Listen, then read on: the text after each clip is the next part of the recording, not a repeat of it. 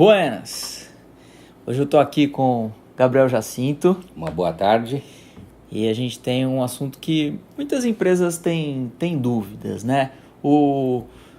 Ao contrário do Facebook, que a gente conversou em outro vídeo que não emite nota fiscal, o Google AdWords, que é uma das publicidades muito tradicionais, né, muito utilizadas, o Google AdWords emite nota fiscal, mas ele emite nota fiscal de uma forma não muito convencional. As empresas às vezes se atrapalham com isso. Como é que funciona? Então vamos supor que eu paguei um boleto do Google de R$3.000 no dia 15 de março. Essa minha campanha, ela vai acabar no dia 15 de abril. Vamos supor que nesse 15 de abril eu renovei essa campanha e paguei um outro boleto de R$2.000. Então eu tinha pago 3, agora paguei 2. Essa que começou no 15 de abril vai acabar dia 15 de maio. O que vai acontecer? Eu vou receber uma nota em março, mais ou menos no valor de R$1.500. Vamos supor que eu tenha gasto metade do valor da campanha. Eu vou receber uma nota de R$1.500, sendo que eu paguei R$3.000. E em abril eu vou receber uma nota dos R$1.500 da outra campanha e mais R$1.000 da campanha que eu renovei. Então eu receberia uma nota de R$2.500, por exemplo.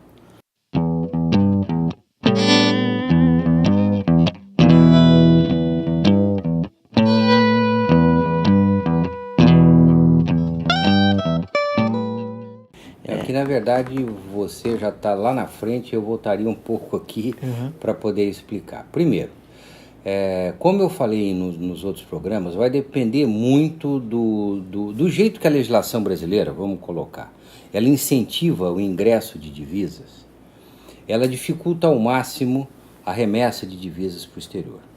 Então, veja bem, o Google, num primeiro momento, vale a pena nós distinguirmos se nós estamos pagando para a Google brasileira ou para a Google do exterior. Certo. No Brasil, hoje já existe o Google Brasil. Sim. Então, se eu estou pagando no Brasil, o Google é considerado uma agência de propaganda.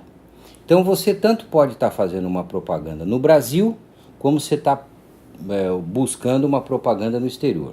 Mas você está pagando para o Google Brasil. Aí é que entra a diferença que eu estou começando a querer descrever. O governo brasileiro, ele instituiu a promoção de produtos brasileiros no exterior através do CISPROM, porque do jeito que eu comentei, que seria muito vantajoso você trazer divisas para o Brasil, caso você vá fazer uma promoção no exterior do seu produto, a legislação brasileira permite que você se cadastre no CISPROM justamente para deixar de pagar os impostos que você pagaria para uma remessa para o exterior. Então, numa situação normal, todas as vezes que uma empresa brasileira paga prestação de serviços para o exterior, nós temos quase 40% de imposto, que seria PIS, COFINS, Imposto de Renda e ISS. Através desse incentivo, você consegue eliminar pelo menos o imposto de renda. O fato, naquele exemplo que você deu de separar por mês, eu acho que vai depender se nós estamos falando do Google Brasil ou se nós já estamos falando do Google do exterior. O pagamento nessa situação, ele é o fato gerador de todos os impostos. Então, se eu estou pagando no Brasil os 3.000, ele vai ter uma situação, não vai ter retenção na fonte no Brasil, porque é um trabalho de propaganda. Porém, se eu estiver pagando o Google do exterior e não utilizar esse incentivo, eu acabo pagando todos esses impostos. Então, a primeira preocupação que eu acho que qualquer empresa brasileira tem que ter é: estou pagando para quem? Sim. Qual é a natureza da prestação de serviço? Porque se eu estou pagando lá fora, necessariamente volto a lembrar aquele problema do cartão de crédito, aquela situação. Cartão de crédito, ele é um mero instrumento financeiro. As retenções na fonte vão ocorrer da mesma maneira. Forma.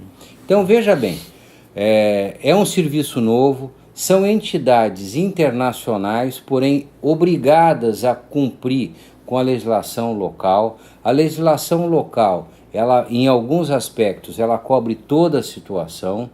Temos impostos para ser pago necessariamente no Brasil antes da remessa. Tá.